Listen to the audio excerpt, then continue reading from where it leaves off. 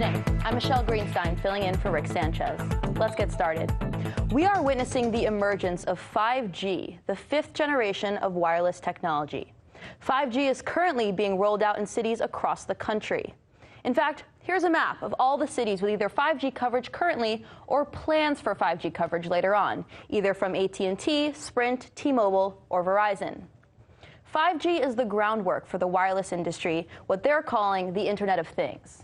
A system in which everything from your car to your dishwasher to your door lock to your baby's diapers will be connected to the Internet. If something can be connected, it will be connected in a 5G world. But don't take it from me. Take it from the man who used to head the Federal Communications Commission, the agency which is supposed to be in charge of regulating the wireless industry. If something can be connected, it will be connected in a 5G world. Autonomous vehicles, smart city energy grids, transportation networks, and water systems. Hundreds of billions of microchips. The 5G revolution will touch all corners of our country. But this 5G revolution may have a dark side. As it turns out, wireless radiation has biological effects. Published, peer-reviewed science already shows that today's technology creates radio frequencies that pose a threat to both the human body and to animals, not to mention to the environment. These existing health effects of wireless radiation are worthy of attention because in order for 5G to work efficiently, cell towers will need to be installed everywhere. That's why over 200 doctors and scientists worldwide are now cautioning that we need research on the health effects of 5G before its rollout. In a moment, you'll be hearing from one of those doctors, with more on the ramifications this new generation of wireless tech may have on your health. But first, let's consider that the brain tumors, infertility, memory loss, nausea, neurological disorders, and anxiety may not even be the worst 5G has to offer. Because with 5G also comes the potential to turn every device into a way for the state to spy on you. Again, don't take it from me. Take it from Mr. James Clapper, former director of National Intelligence, who said that in the future, intelligence services might use the Internet of Things for identification, surveillance, monitoring, location tracking, and targeting for recruitment. Take it from David Petraeus, former director of the CIA, who said, transformational is an overused word, but I do believe it properly applies to these technologies, particularly to their effect on clandestine tradecraft. These technologies could lead to rapid integration of data from closed societies and provide near-continuous, persistent monitoring of virtually anywhere we choose. So why is the federal government allowing for the rollout of 5G and even encouraging it? Well, maybe one of the reasons is that 5G offers security agencies unprecedented access to the data on our lives, to not only the information we choose to share online, but the information we don't. It's the news with Rick Sanchez. Let's do news again.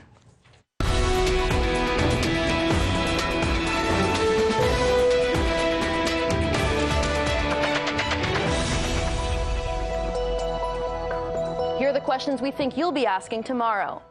Will we be protected from the potential dangers of 5G? What's behind the U.S. military buildup in Africa?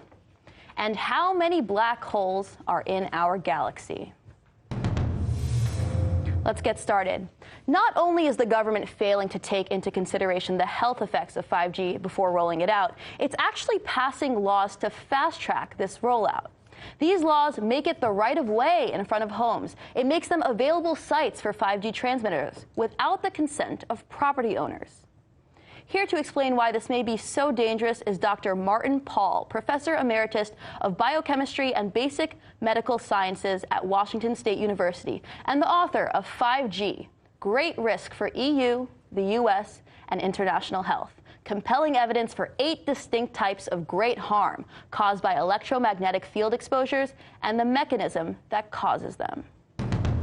Before we get into how 5G, this new generation of wireless technology, which will drastically increase our exposure, is a threat to the human body, what evidence do we have that the electromagnetic fields that we already are exposed to are harmful given our current levels of exposure? Well, we have about 10,000 papers that have been published and many, many hundreds of reviews that have been published that clearly show that there are massive effects on our bodies based on the exposures we already have. So what exactly is going to be changing when 5G rolls out? Is it a simple case of more exposure, or is it a different type of frequency? It's not so much the frequency, although that's important. It's the pulsations that are the critical thing. 5G is designed to carry gigantic amounts of information, as you've already stated. And the way that information is carried is by pulsations. We know that the pulsations make these electromagnetic fields much, much more dangerous. And 5G, therefore, is designed to be vastly more dangerous than anything that we've been exposed to date. In some of your work, I've seen evidence of effects on fertility in both male and female bodies. I've seen neuropsychiatric effects and cellular DNA damage, which of course can lead to cancer. We've also got apoptosis. Can you explain how we've come to these conclusions? I mean, is this just one study? Is this multiple studies? How can we back up these claims? Oh, there are many, many, many studies on each of these, and there are quite a number of review articles that have been published on each of those effects. There are also other effects that occur that are life-threatening as well. So, you know, we have, for example, cardiac effects that produce that are life-threatening, and so you know, so there's huge amounts of information on each of these things. And so there should be no question that they're going on, and they're going on based on exposures of the sorts that we already have. Exposures from cell phone tower radiation, from cell phone radiation, from cordless phone radiation, from Wi-Fi, from smart meters, etc. All these things produce effects. Now, to play devil's advocate, one can say that, hey, if you don't want to be exposed, don't buy a cell phone. Don't buy a wireless router. What would you say to those people? Well, I would say you shouldn't do it. That's I don't have a cell phone. I don't have Wi-Fi in my house. I do everything wired to the extent that it possibly can be. So it's perfectly possible to do almost everything that you want to do in a wired configuration, which are much, much safer than the way we're doing things by and large. So yeah, I agree with I agree with your point. Yeah. Right, and to a certain extent, with the rollout of 5G, you may not even be able to escape yourself from this exposure risks if we're having small cell towers being installed all around the country. Now, what can you tell us about the way entities like the FDA or the National Cancer Institute have been handling this information? Well, the problem is that in the U.S., the government funding for doing research in this area was cut off between 1986 and 1999. And since that time, the only thing the government has been doing is to push these technologies out, and there's absolutely no effort to determine what kinds of health effects are being created. Fortunately, there's a lot of very good evidence from studies that are going on elsewhere. But the U.S., and we take great pride in our science, and as an American scientist, I really hate to say this, but American science basically is nowhere in this area because there's simply no funding. Something that stood out to me is the possibility of oxidative stress. In your paper, 5G, Great Risk for EU, the US, and International Health, you know that there are multiple studies linking the exposure of electromagnetic frequencies with oxidative stress. Can you explain to us why we should care about a term like oxidative stress? What kind of ramifications does this have on our health? Well, oxidative stress and free radical damage, which is associated with it, have important roles in causing essentially every chronic disease that we suffer from. So these are very, very important in terms of human disease mechanisms. In your opinion, why is it that we see so little coverage about the risks of this rollout, which is already occurring in this country in the mainstream corporate media? I think it's probably because there's so much industry money that's going into advertising that so much of the media has simply been, in effect, been corrupted by the industry money.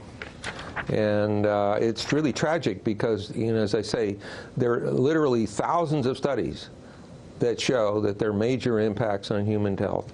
There are hundreds of review articles that show there are major impacts on human health based on the exposures we already have. And we have every reason to think that 5G will be much more dangerous because of the pulsations and because of the incredible large numbers of antennae that will be all over the place, making it almost impossible to avoid these exposures. Dr. Martin Pall, thank you for being with me. This is both fascinating and a bit scary, I have to say. So you haven't heard that we're the ones covering the stories that you won't see covered anywhere else? In Venezuela, Kazakhstan, let's go to Hong Kong. And the media reaction to that has been crickets. How about the way we cover those stories? What the hell does that mean? Huawei, Huawei, Huawei. That's the key word in this case, uprising. Keep, can you believe that? Watching. This is the right thing for members of the media to do, to actually pick sides. Look, if you like what you see, subscribe.